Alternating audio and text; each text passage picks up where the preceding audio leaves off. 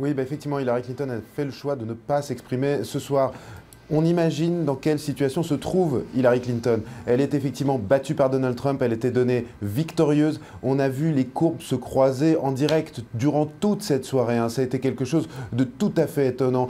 Tout ce que toutes les prévisions qui avaient été faites sont tombées une à une durant toute cette soirée. On avait encore confiance, hein, au niveau de la campagne d'Hillary Clinton lorsque la Floride commençait à apparaître gagnée par Donald Trump. Il laissait entendre que la Floride allait se retourner, qu'ils allaient gagner la Floride. Eh bien, finalement, ça n'est pas arrivé. Donc, Hillary Clinton, qui a joué son va-tout dans cette campagne, qui a mis en jeu 30 ans de carrière politique, qui a mis en jeu toute sa compétence lors des débats qui ont été annoncés gagnés par la presse et qui finalement va subir cette défaite. C'est un camouflet terrible. Donc pourquoi n'a-t-elle pas pris la parole? En tout cas, elle a concédé sa défaite par téléphone à Donald Trump. Mais que va-t-elle dire demain et pour ici, c'est-à-dire dans quelques heures? Eh bien ça, c'est une vraie question. Même chose pour Barack Obama. Pour Barack Obama, c'est aussi un terrible camouflet. Il faut voir qu'il avait misé sur Hillary Clinton pour défendre son héritage, pour défendre tout ce qu'il avait fait. Et finalement, c'est un homme qui remet en question toute sa politique de 8 ans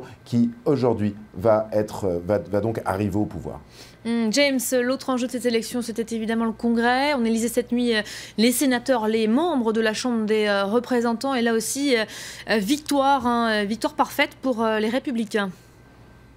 Absolument, victoire pour les Républicains. Les Républicains qui conservent les deux chambres du Congrès, aussi bien le Sénat que la Chambre des représentants. Donc très clairement, Donald Trump va avoir les mains libres pour gouverner, hein. C'était une vraie question. Il était possible que le Sénat bascule du côté démocrate. Pour ce qui était de la Chambre des représentants, c'était extrêmement improbable.